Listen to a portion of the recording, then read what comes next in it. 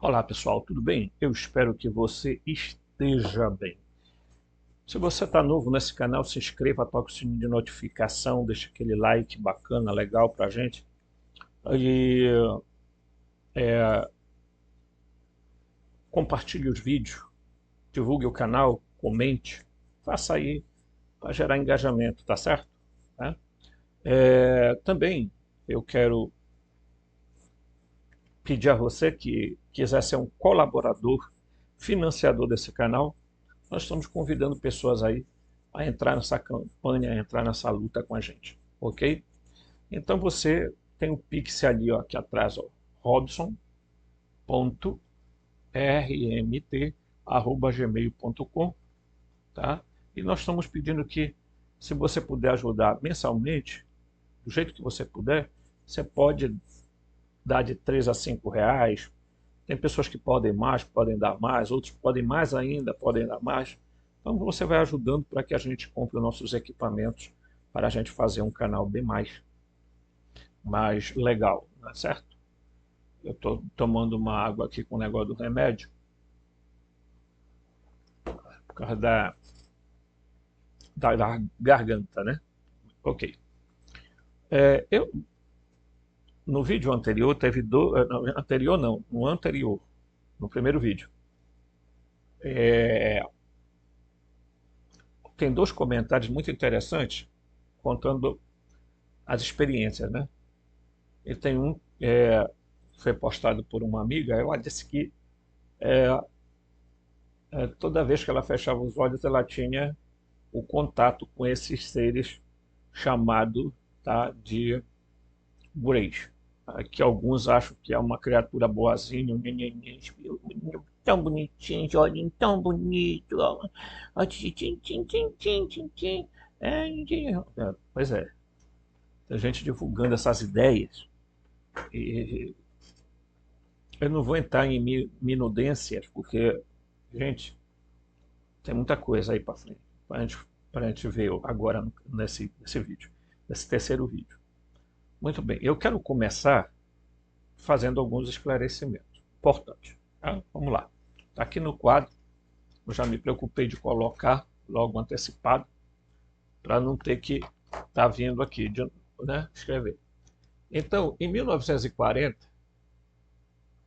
começou as histórias dos discos voadores. Tá?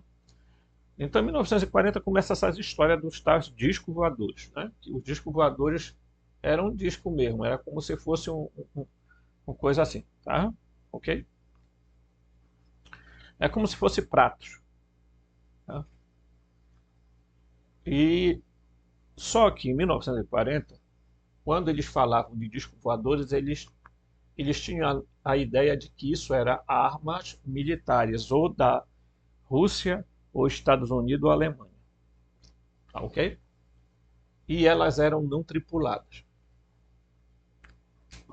Então, já em 1940, eles acreditavam que isso era arma militar e que não tinha nenhum tripulante lá dentro. Tá? Beleza. Em 1960, a história mudou. Começaram a dizer, então, que esses discos voadores, além de ter tripulantes, esses tripulantes não eram da Terra. Vocês estão entendendo o salto que deu?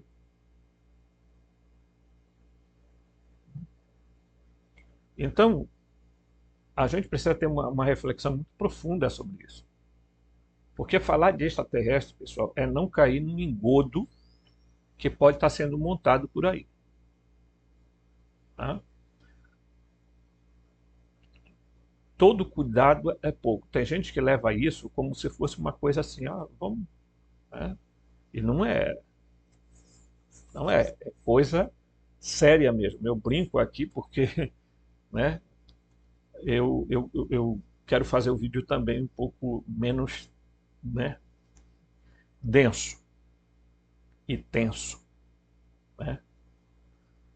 E então, você vê que na década de 60 começa a bendita história de que esses supostos eram tripulados por seres, né, de outro planeta, e papapá, e pipipi. tá? E quando, em 1940, se acreditava que aquilo não passava de armas militares e que eram equipamentos não tripulados. Isso aqui já é um dado importante, porque a história da ufologia vai também ser alterada. Por quê?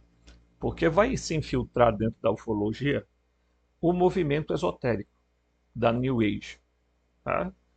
Então vai se começar a criar ideia, e isso é assado, coisa. Agora não tem mais disco voador, né? Era o chamado OVNIs naquela época, né, em inglês.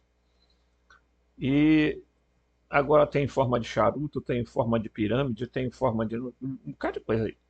Ok? Muito bem. Mas vamos aprofundar um pouquinho mais, porque depois eu vou entrar ali na tela com vocês com o que eu quero falar com vocês.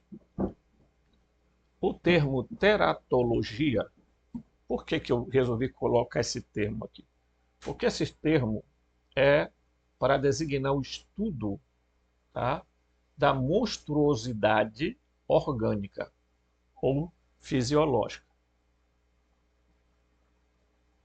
Então, essa designação aqui, teratologia, queria designar exatamente a monstruosidade orgânica, fisiológica de um ser.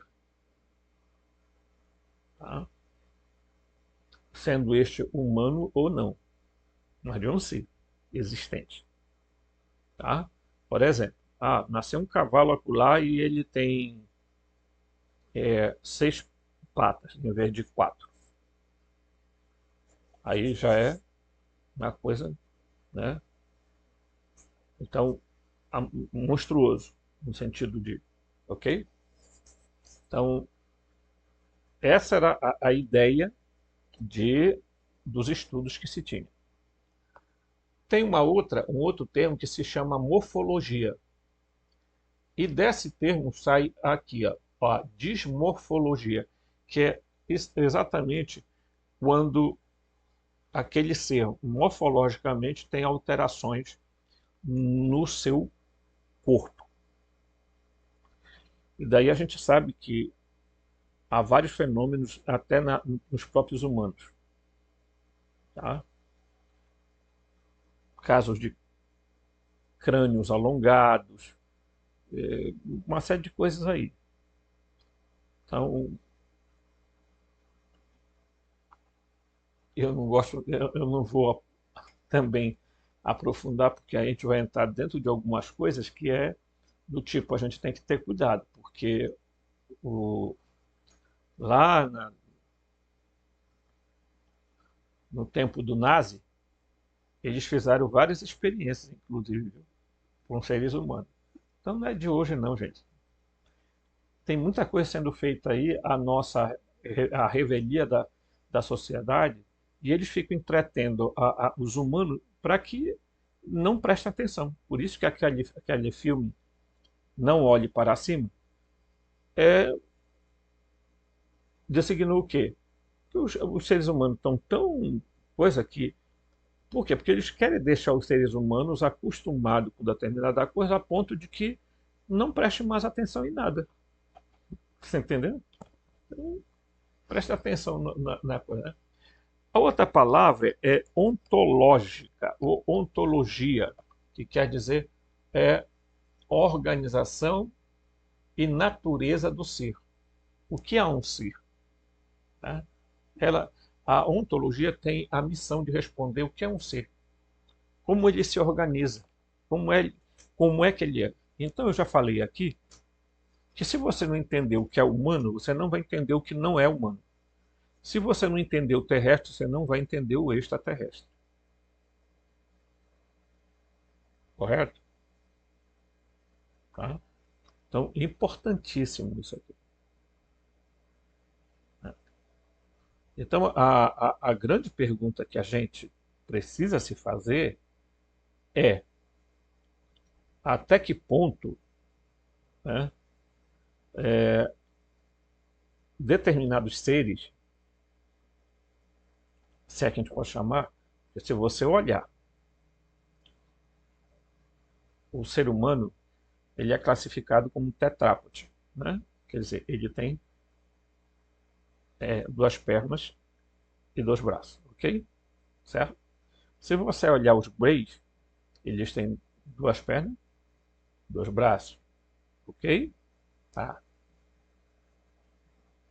A maioria desses seres vistos,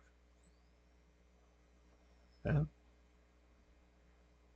são compostos de duas, né, pares de dois braços e duas pernas. Mas aí você já tem um rabo atrás, já, ok? Já não é um tetrápode. Tá?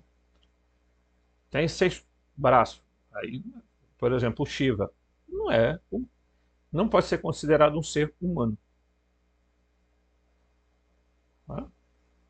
Estou dando exemplos aqui, para você entender a complexidade que é isso. Tá? Então, quando eu no segundo vídeo eu falei sobre a origem humana e que eu mostrei o que ele falou sobre aquele texto de Contra as Heresias, né? Então, quando ele fala que Adão e Eva tinham, antes de chegar à Terra, tinham corpos sutis, luminosos, até chegarem na Terra. Quando chegaram na Terra, acabou acontecendo uma mudança, uma metamorfose. O livro de Urântia, aí eu li o livro de Urântia dizendo, olha, está aqui, o livro de Urântia diz que Adão e Eva chegaram aqui, tal, tal. E o livro de Urântia vai dizer também que Adão e Eva, eles eram luminosos. Tanto é que eles tiveram que equipar-se com uma roupa que não deixasse essa luminosidade aparecer. O que é que acontece? Então, o que é que aparecia? A luminosidade do rosto, a cabeça, etc. Né? Mas eles eram seres exatamente assim, luminosos. No entanto, eles se tornaram materiais aqui na Terra. Okay? Eles se desmaterializaram lá em Jerusalém e se materializaram aqui na Terra. Então, eu estou dando só um exemplo, não estou dizendo para você acreditar em nada. Tá? Estou apenas dando explicações para a gente entender isso, toda essa dinâmica. Tá? Então eu vou pegar aqui o que eles dizem aqui, né? Então, quando ele fala que uma espécie inteligente evoluiu separadamente do humano e agora permanece escondida. Então, como essa espécie evoluiu separadamente dos humanos? Tá? E o que são? Porque aí a pergunta é, o que são?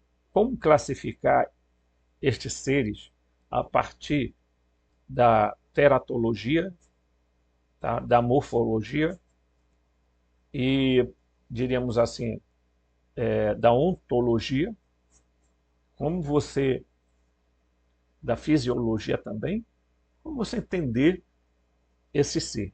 Que seres são esses que possivelmente tenham realmente evoluído a partir paralelo aos seres humanos? Tá? Aí ele usa aqui um termo chamado criptoterrestres. Tá? Viajaram de um outro período de tempo, Veja, eles estão dando aqui, isso aqui são cientistas de Harvard, tá? Isso aqui são os principais pontos do artigo deles, científico.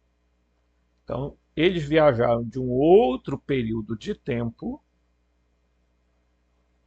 ok? Ou planeta. Então, eu já descarto a hipótese de planeta, porque eu não acredito nisso. Clobson. Tá? Você pode acreditar no que quiser. Eles podem ter vindo de um tempo diremos assim, de um futuro ou de uma outra realidade ou de uma outra terra que nós desconhecemos, não é planeta, outra terra, ok? Depois, essas criaturas não identificadas são de origem sobrenatural, comparada aos anjos terrestres. E aí é que está a classificação que eu coloquei no segundo vídeo: sobrenatural, preternatural e natural. O grande problema da maioria das pessoas é não terem a noção do que realmente essas criaturas são. Tá? O artigo deles também, né, sujeita a ideia de criptoterrestres vivendo ou embaixo de pontos de observação como lagos e vulcões. Então, eles podem estar morando na Terra, embaixo da Terra, ok? Mas como seria isso? Bem, eu tenho uma concepção da chamada Terra Infinita. E tenho também uma visão da cosmologia védica. Porque a cosmologia védica dá uma noção de que abaixo da Terra há várias locas. Locas quer dizer morada. Tá? Assim como acima da Terra existem várias locas também, inclusive o Brahma Loka, que é o lugar onde o Brahma mora. Ok? Então, não é de tudo impossível. Ok? E que somente, gente, 80% do mar não foi explorado ainda. Tá? E aí, aqui eu vou abrir um parênteses para dizer um negócio para vocês. Recentemente saiu a informação, eu estava eu acho que foi algum canal de TV, em que os cientistas descobriram que embaixo do nosso oceano existe um oceano, tá, maior. O oceano que eles encontraram embaixo do oceano é maior do que os 3 oceanos juntos.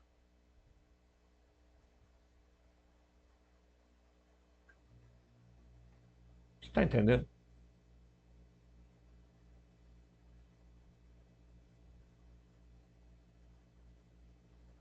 Então, a grande questão é: se existe água embaixo dos oceanos, e eles fazem todo aquele apanhado de que a Terra tem uma camada, 2 camadas, 3 camadas, e no centro tem uma bola de fogo que parece um sol, eu temo que isso não seja verdade. Né? Porque se a gente pegar a visão da, da, da cosmologia védica, a gente verá que isso não bate. Não bate. Ok? Por quê? Porque a cosmologia védica ela traça uma Terra com vários anéis, tá? Concêntricos. Tá? E a Terra, bem aqui, a Bhumandala, né? A Terra está numa região bem pequena aqui. A Terra toda, uma região bem pequena aqui. E tem uma vastidão de terra. E cada ciclo é separado, né, conforme as ideias védicas. E no centro tem o Monte Meru.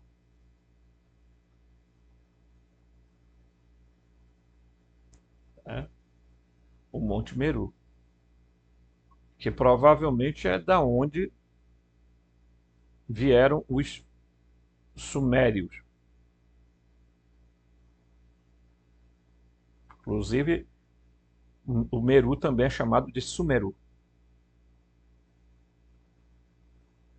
Ele é o ponto magnético da Terra. tá ok? Então, se a gente imaginar uma cosmologia nesse aspecto, é evidente que a gente vai entender que tem seres morando em outras regiões terrenas que nós não conhecemos, correto? Ok? Vamos lá. O apóstolo Paulo disse o seguinte: que todo joelho se dobre nos céus, portanto, sempre está no plural, não é no céu, é nos céus, na terra e embaixo da terra. Então ele diz: todo joelho se dobre nos céus, na terra e embaixo da terra. Ora, se pergunte o seguinte: como é que um joelho no céu vai se dobrar se esse ser não tem joelho? Anjo não tem corpo. Só por aí você já. Tá? Na verdade, está dizendo que nas regiões onde o governo dos arcontes acontece, que se dobrem os joelhos, eles têm que dobrar o joelho. Tá? Na terra, todos os seres que moram na terra, e embaixo da terra. Porque se tinha a ideia do Hades, do Sheol, né, como uma região onde viviam lá os mortos, que eles eram meio espectrais, eles não viviam, eles eram espectrais, eles não comiam, não falavam, não se comunicavam, não faziam nada. Tá? Quando Saul foi consultar, tá, a feiticeira de Endor, ele pediu, tá, que ele queria falar com alguém. Ele não se identificou, mas ele disse que ele queria falar com alguém que já tinha morrido, que era Eliseu. E aí a necromante pega e convoca. Quando o ser começa a aparecer, ele vem subindo da terra aqui. Ele vem surgindo como se estivesse saindo de dentro da terra. Ele pergunta: o que tu estás vendo? Ela disse: eu estou vendo um Elohim subindo. Essa palavra Elohim quer dizer divindade, um, um luminoso, né, ou iluminado. Tá? Eu estou vendo um, um poderoso, que traduziram lá por espírito. Está errado. Um luminoso é um poderoso, uma divindade subindo da terra. Estão entendendo? Então, por que que o Jeová Javé se encarregou de fazer proibições contra a convocação dos seres? Porque ele achava que aquilo lá era demônio? Não, é porque ele sabia que esses seres estão lá na terra, abaixo da terra tem seres morando, né? Há essa percepção. Então, não devemos, de maneira nenhuma. Tem gente que leva essa coisa de extraterrestre e não humano para um campo esotérico que muitas vezes é absurdo. A gente vê pessoas dizerem que esses seres estão aí e estão para ajudar, são serizinho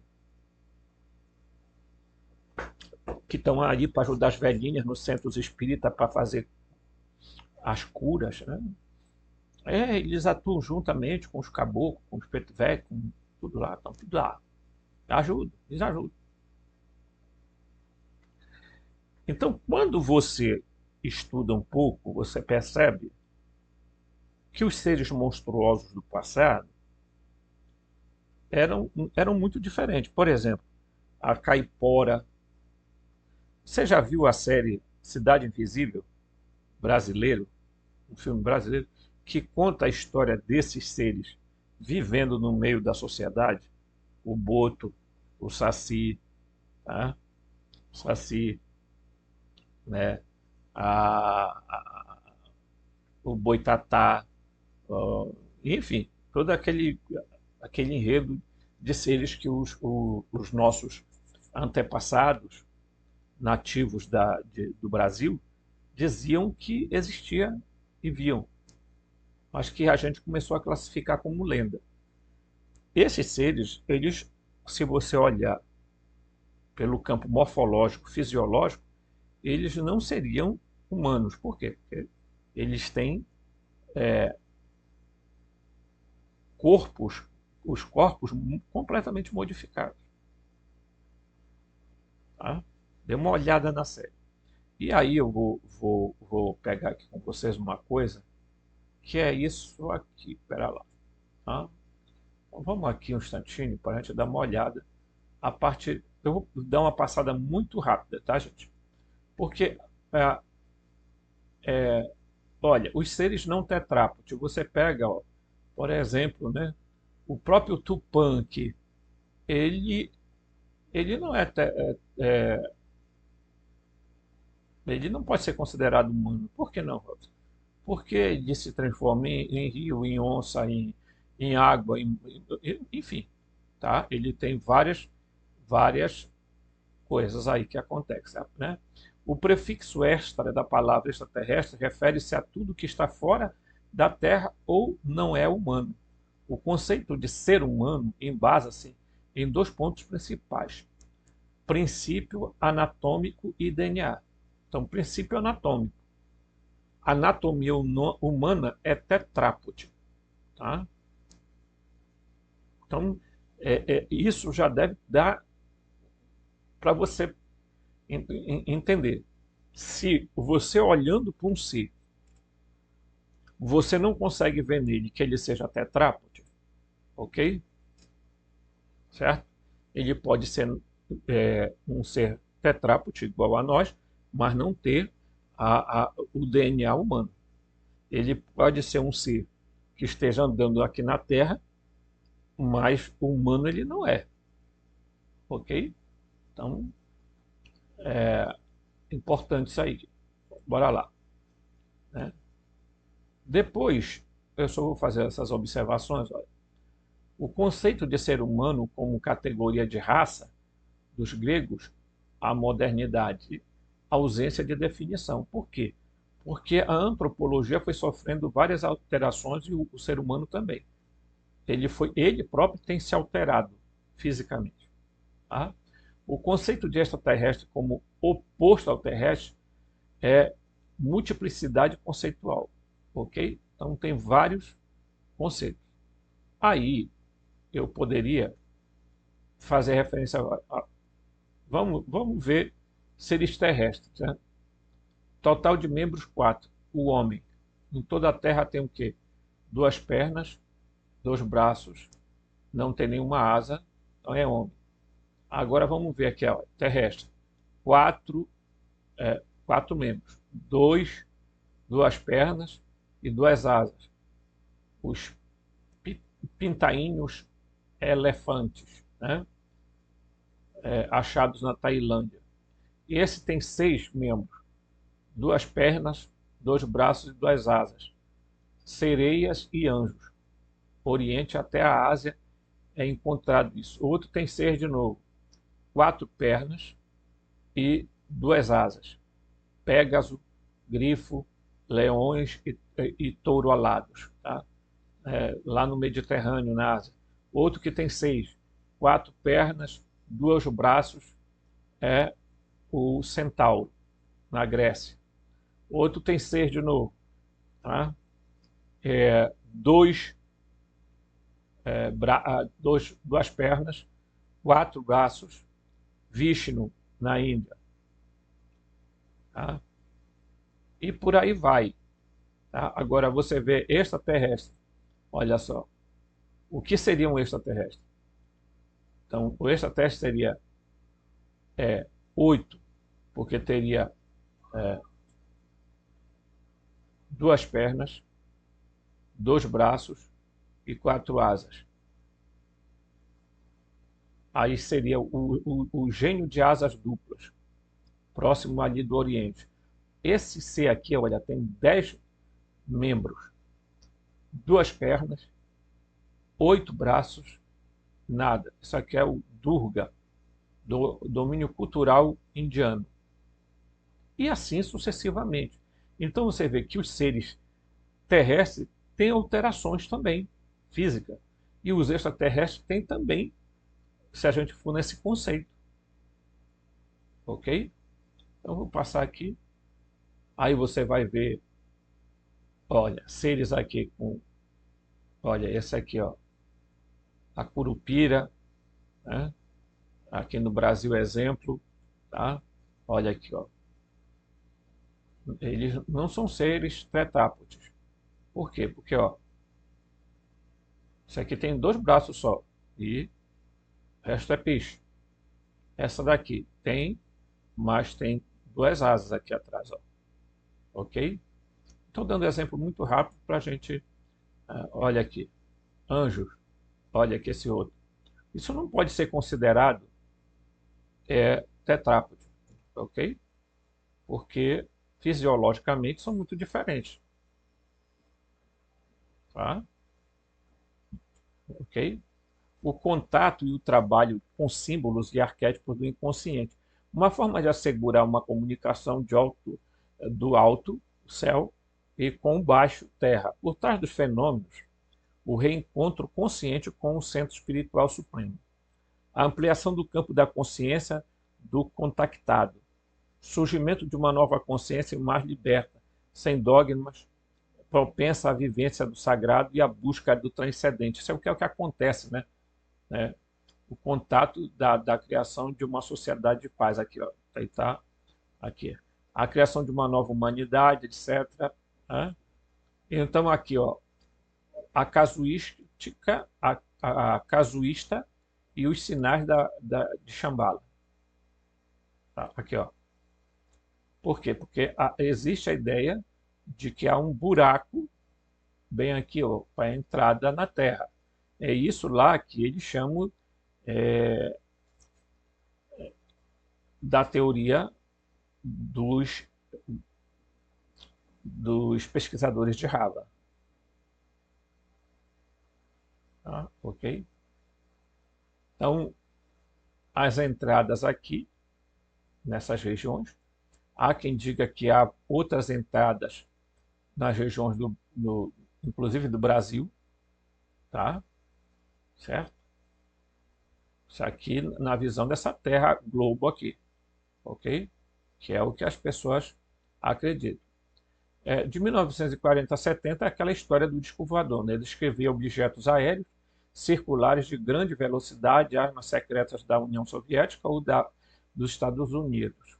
Tese do ex-major Donald Kael, os discos são naves extraterrestres. Relatos de pessoas que alegavam contato com extraterrestres habitando mundos subterrâneos. Tá?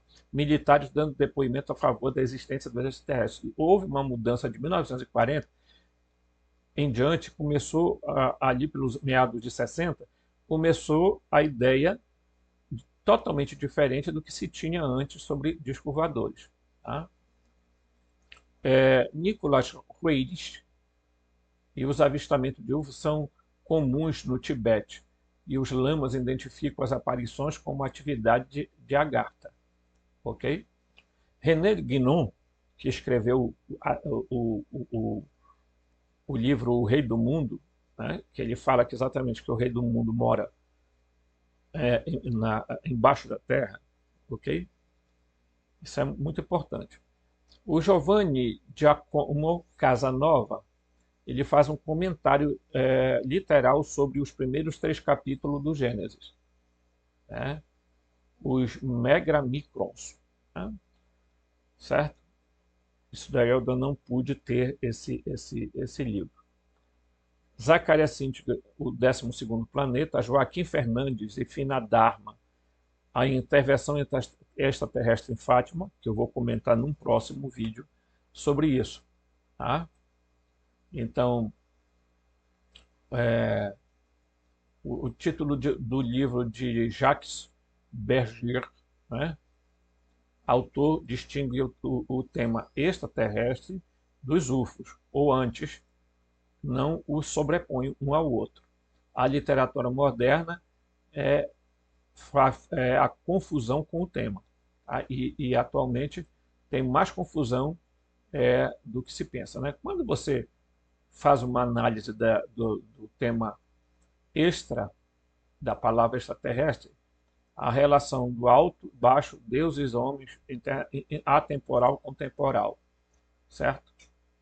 Os registros literários apontam que o universo poderá ser um inesgotável laboratório onde civilizações superiores exercem por dom de origem a geratriz de outras civilizações menores e paralelas à sua dimensão.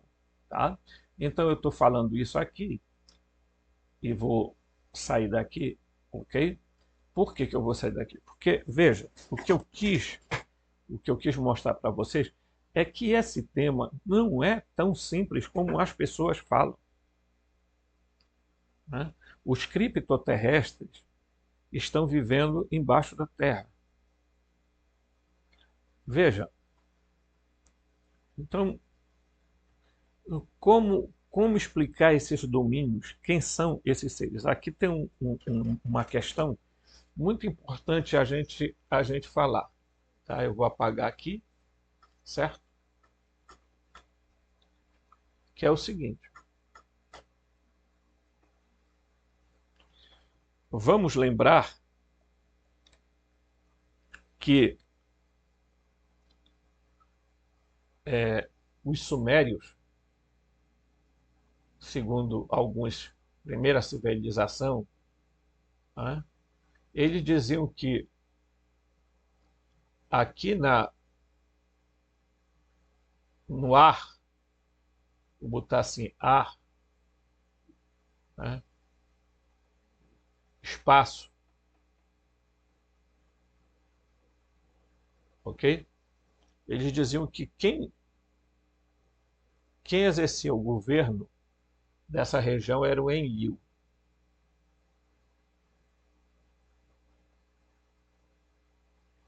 Tá?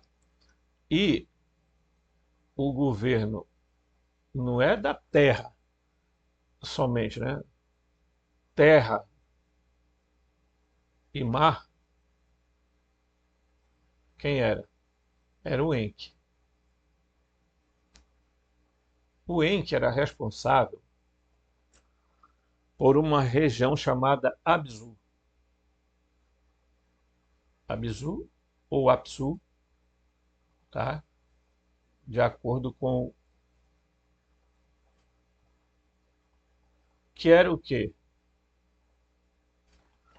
O que era essa região? Essa região basicamente seria, pessoal, uma espécie de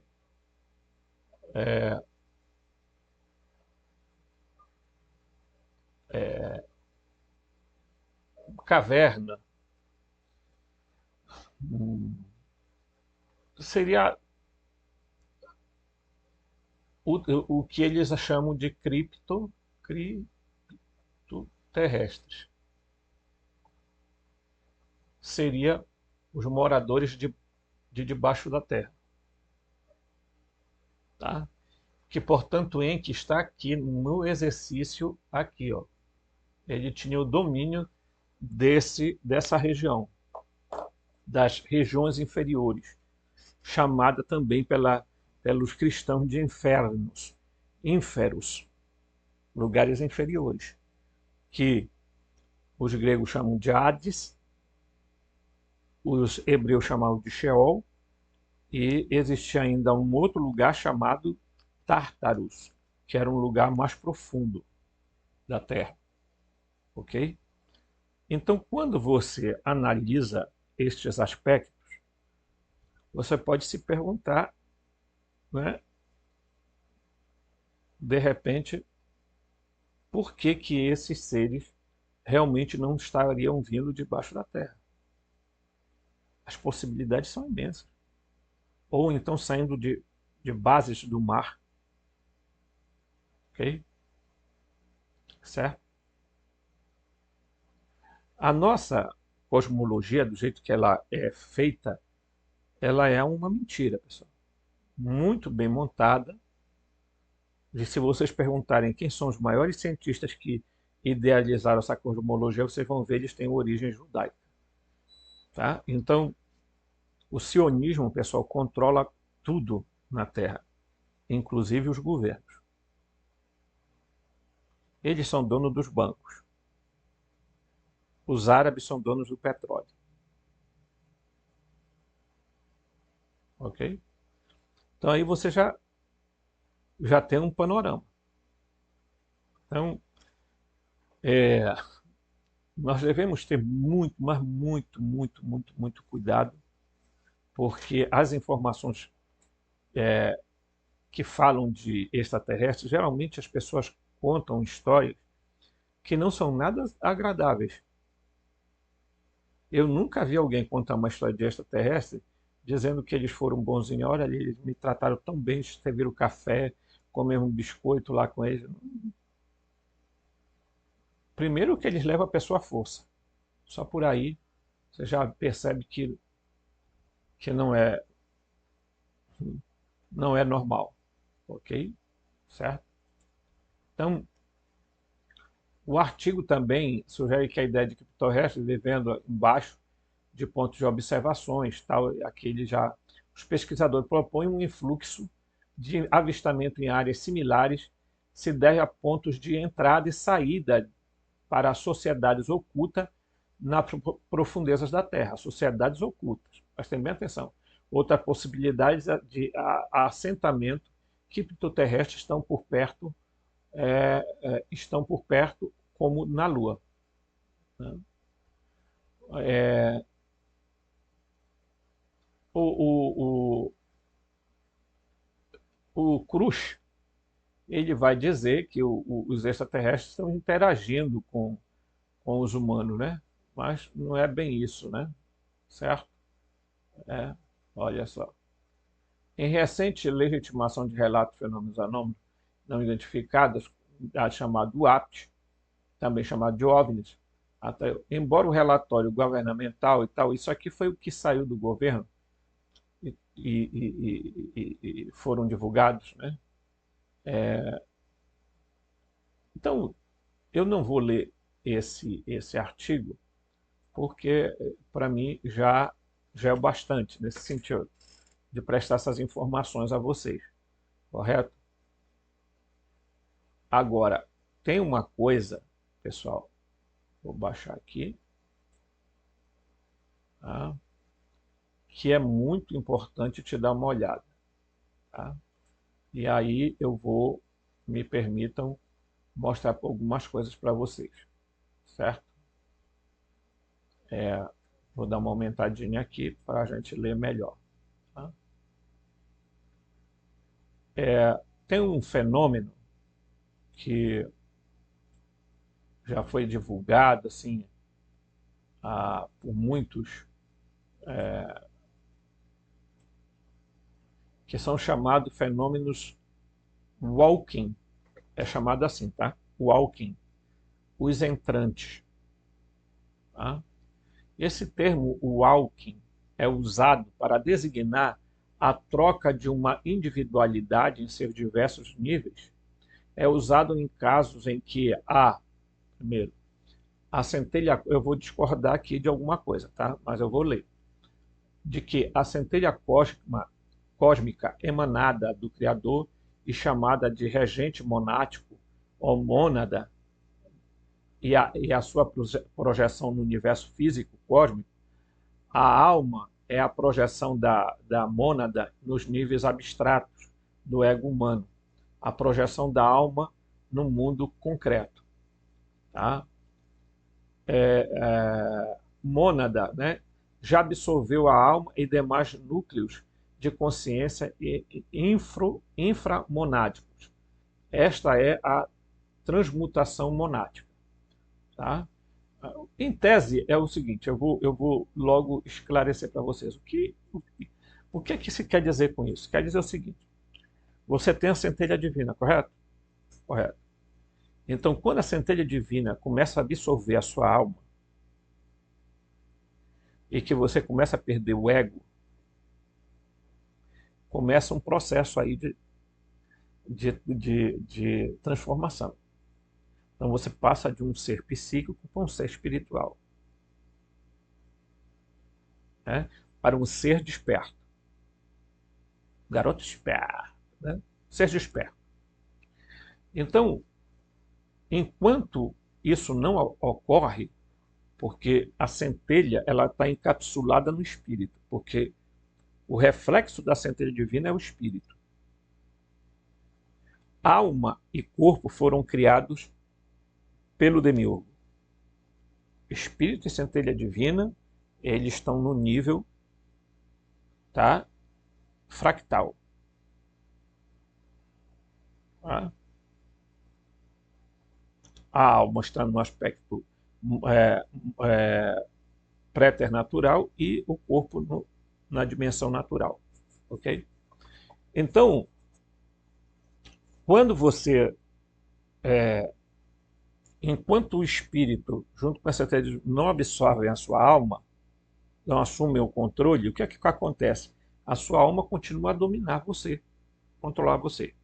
É aqui que você precisa prestar atenção no que vai ser o que eu vou ler agora, porque isso é muito importante, tá? Depois eu falarei sobre esse livro aqui.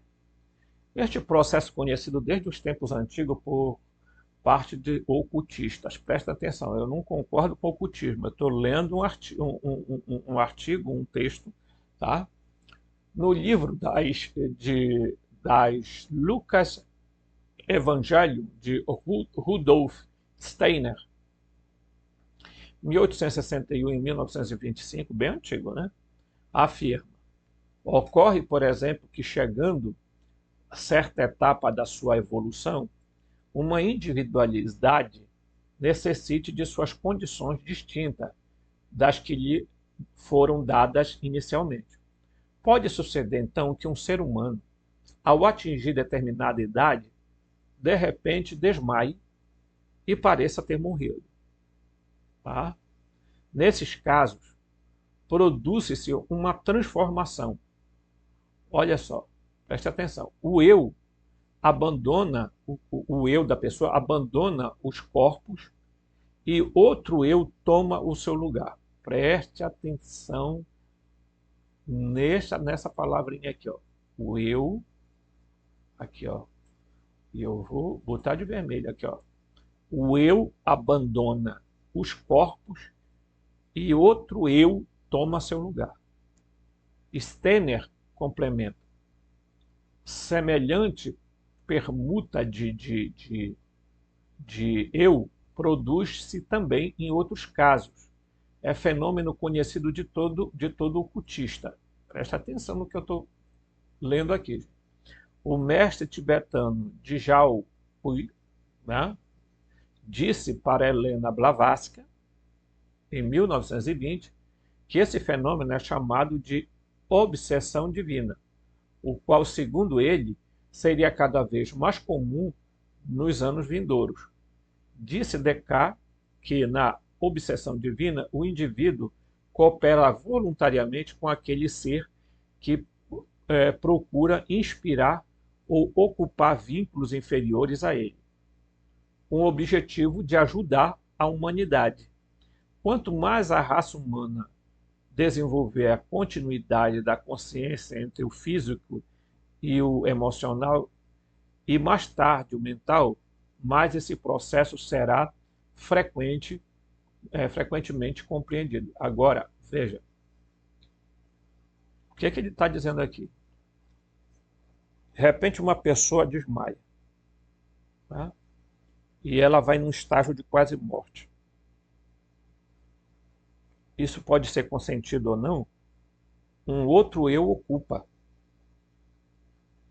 Esse eu que saiu aqui do corpo, rapidamente, às vezes é questão de segundos, já foi. Por isso que o nome é walking, quer dizer entrante. Entrante agora preste bem atenção. Esses seres são extraterrestres também. Só tem uma diferença, que não tem nada a ver com o espiritismo. Esses entrantes, o extraterrestre continua existindo lá fora, com seu corpo e tudo. Parte dele vai ocupar o corpo daquela pessoa. Tá? É diferente do espiritismo. O espiritismo diz que quem ocupa o corpo é uma alma desencarnada. No caso dos entrantes, dos Hawkins, é diferente. Tá? Então, observe bem isso. Tá? Por quê? Porque vamos fazer uma análise aqui.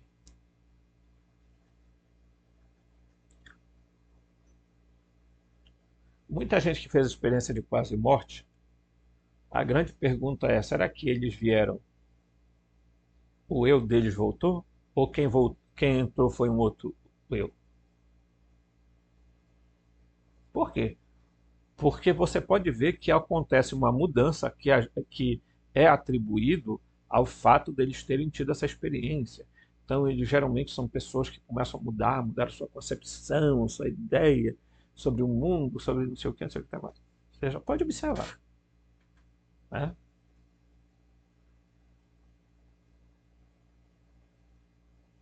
Agora, há entrantes, walkings, entrantes, que são absorvidos conscientemente. A pessoa dá permissão para eles ocuparem. Aí é outra conversa. Agora, bem,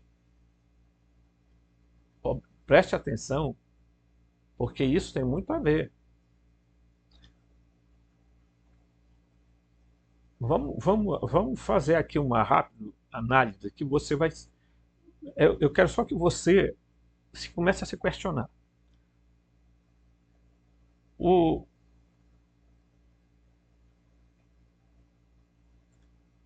o, no Evangelho, o apóstolo Paulo, vamos pegar o apóstolo Paulo. O apóstolo Paulo diz: se o espírito daquele quem? De Deus, tá? Eu espero que Paulo esteja falando do pleroma, né? Certo? Ele diz assim, ó, tá? Ele vai dizer, se ó, o espírito daquele que ressuscitou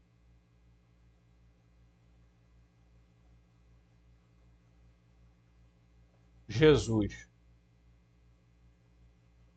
dentre os mortos. Agora preste bem atenção aqui, ó. Olha aqui. Vou dar uma paradinha bem aqui. Tá? Olha só. Se o espírito daquele, olha, então ele está dizendo que Jesus foi ressuscitado por um espírito daquele, tá? Que veio e entrou no corpo de Jesus, lá no sepulcro, e o ressuscitou.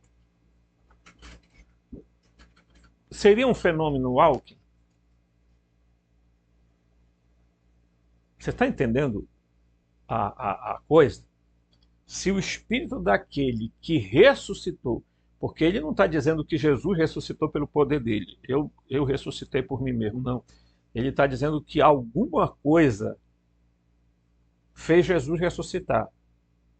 Então, o espírito daquele ressuscitou Jesus, então o espírito entrou dentro do corpo falecido de Jesus e o despertou. Daí porque Jesus ressuscitado é diferente do Jesus histórico, aquele que andou. Por que é diferente? Por que ele tem aspectos diferentes, ele muda de imagem, ele é capaz de fazer determinadas coisas? Porque alguma coisa ocupou o corpo dele, ok? Você está me entendendo? Dentro desse fenômeno, o Hawking, seres dito extraterrestres, e eu boto aspas aqui, porque, cuidado, porque os arcontes podem fazer essa mesma ideia. Preste atenção nisso, ok? Preste atenção nisso. Inclusive, eles podem, de repente, ocupar os tais robôs que estão sendo criados com inteligência artificial. Loucura? Não. Então, Paulo está dizendo exatamente isso aqui. Aí, na continuidade, ele vai dizer assim: se o espírito daquele que ressuscitou Jesus dentre os mortos, aí ele, vou tirar aspas aqui, habita, olha só, habitar quer dizer ter morada, habita em vós, tá? Se o espírito daquele que ressuscitou de Jesus dentre os mortos habita em vós, tá? O que é que vai acontecer? Vós também ressuscitareis. Agora observem o termo habitar, ó, porque esse espírito passa a morar em vocês. Então, se o espírito daquele que ressuscitou Jesus dos mortos habita em vós, ele também ressuscitará vossos corpos mortais.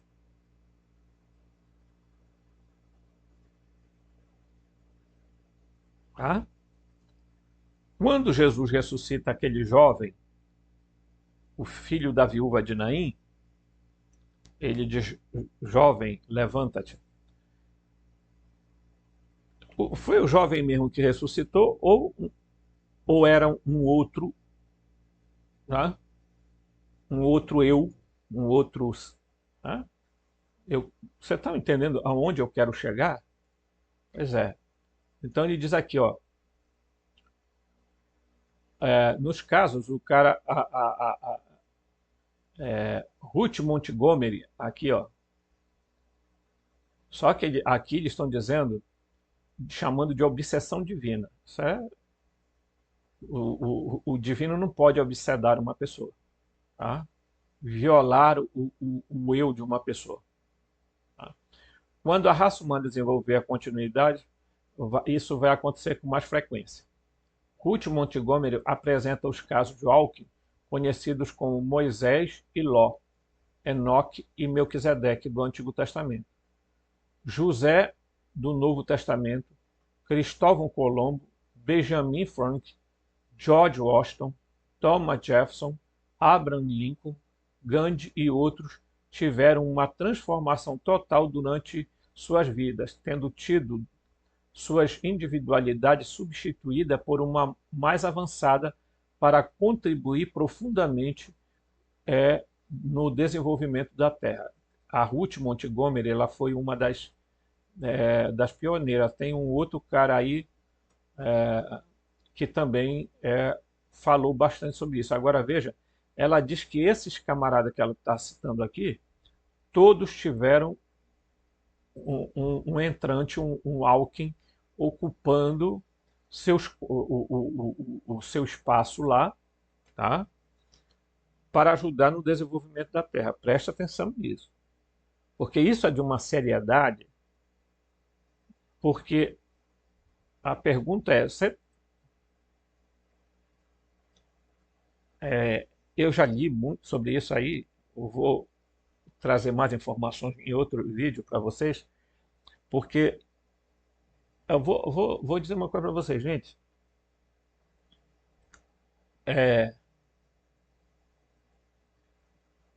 Tem coisas que a gente precisa examinar com muito cuidado, com muita ponderação. Porque eu já mostrei para vocês que a forma como os extraterrestres estão agindo, e eu chamo eles de arcontes, eles não estão agindo mais da forma que era comum. Eles estão agindo de forma mais sofisticada, que é, tecnologicamente, gente, é ocupar um corpo. E às vezes, eu já li estudos sobre isso, é possível a pessoa ter dois eus ocupando o mesmo corpo. Muito bem. Então, bora continuar aqui. Eu quero, né? Então, o walking é sempre mais desenvolvido que o walk-out, o substituído. Tá? O seu trabalho evolutivo reflete no corpo de que encarnar, inclusive ajudando na resolução de karmas. Tá? Olha o cuidado que a gente tem que ter. Os Walkens estão encarnados por todo o planeta. Todos os relatos ilustram que o ensinamento esotérico vem difundindo que a lei da morte e renascimento começa a ser transcendida. Quer dizer, isso não vai existir mais, porque vai chegar um momento em que o teu corpo morre, a tua alma sai e vai entrar uma outra.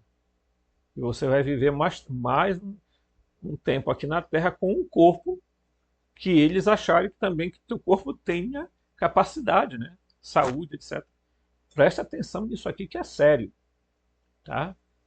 Começa a ser transcendida. Por esses meios, pode vir um mundo sem passar pelo longo processo de reencarne. Olha só o que está acontecendo. Tá? Entretanto, é na transmutação monática que a lei da morte é transcendida por completo. A individualidade liberta-se do que foram os átomos permanentes e desfaz os vínculos materiais. Nesses casos, a mônada encarnante, né, tem a possibilidade de transcender a lei do nascimento físico, se já não houver feito antes. Ok? Há casos em que a individualidade apenas faz empréstimos de seus corpos por um período que pode ser até ao final da sua encarnação.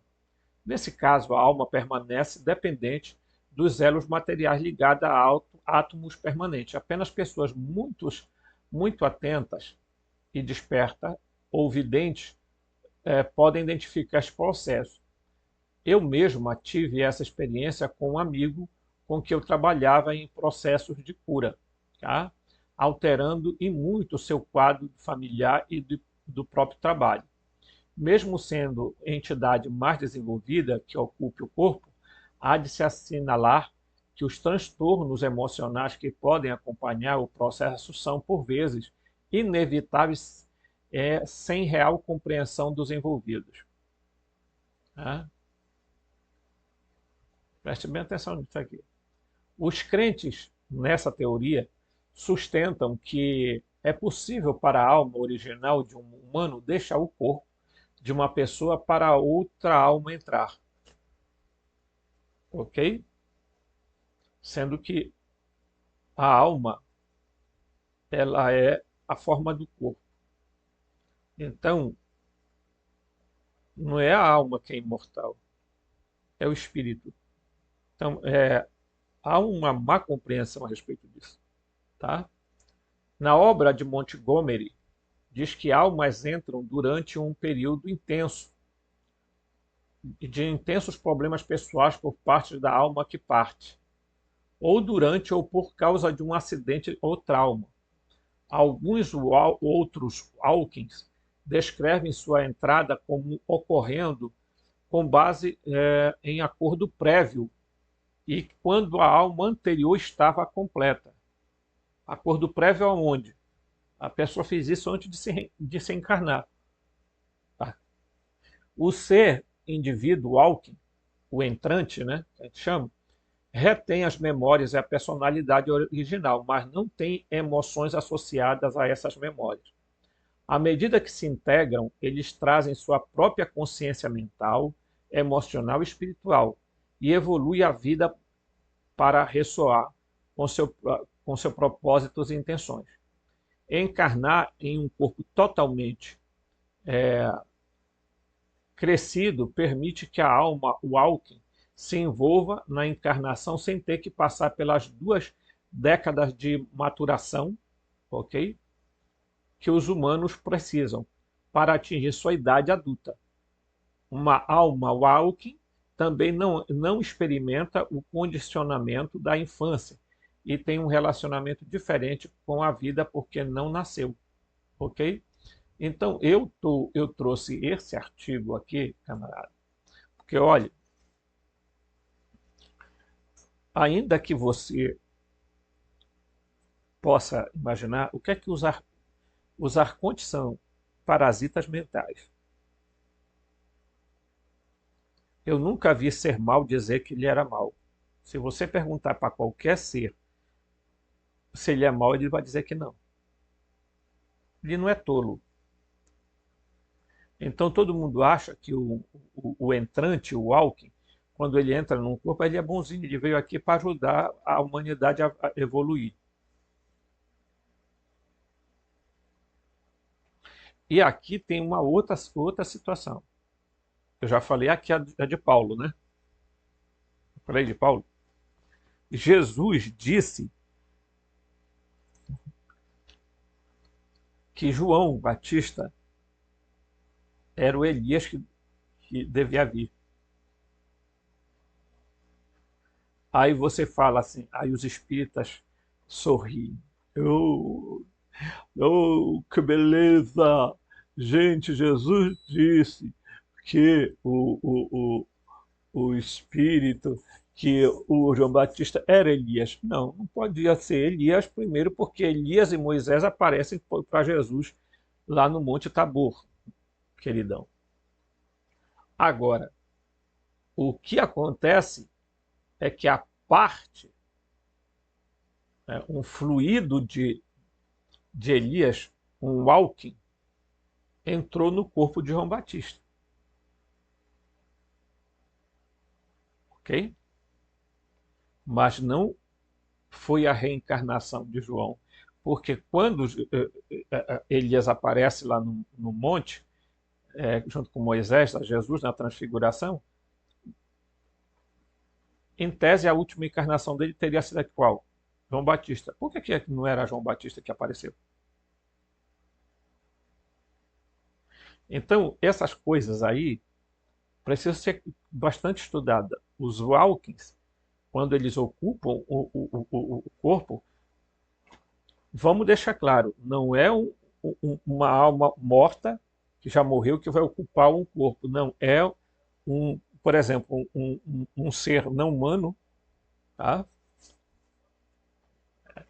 Um extraterrestre, que libera parte dele para ocupar o corpo de uma pessoa, um ser bastante evoluído, deixa eu tomar uma aguinha, que vai fazer esse processo, né? E, e aí tá? Vai causar uma transformação na pessoa. E aí isso pode ser voluntário ou não voluntário. Eu já contei aqui, e vou encerrar o vídeo aqui, que existem já fatos contados aí nos nossos grupos que a gente tem aí pela vida, de que eles levam pessoas até o estágio de quase morte em determinados lugares. Tá? Por exemplo, aquele presidente está muito debilitado o corpo. Tá? Aí eles levam até o estágio de quase morte, quando o corpo ressurreto sai, o espírito, né, sai, porque ele, claro, está indo para um estágio de quase morte, aquilo ali sai. Então, o que é que faz? Há uma substituição de um outro. Quando o camarada reaparece, você começa a perceber que o cara tem algumas alterações, muda a visão, muda determinada coisa, tá, tem história, tem história. Há muita gente poderosa aí, aqui no mundo, que já não são mais eles mesmos há muito tempo. Tá? Eles já partiram aí E, tá? Então, a gente vai estudar, vamos falar ainda sobre esses seres que estão morando embaixo da Terra. Quem de fato é, né? O René Guénon chama de o rei do mundo. Quem é esse rei do mundo? Quem é esse rei do mundo que mora embaixo da Terra? Você tem um palpite? Comente embaixo e a gente vai planejar o próximo vídeo para a gente trazer mais conteúdo sobre isso aí.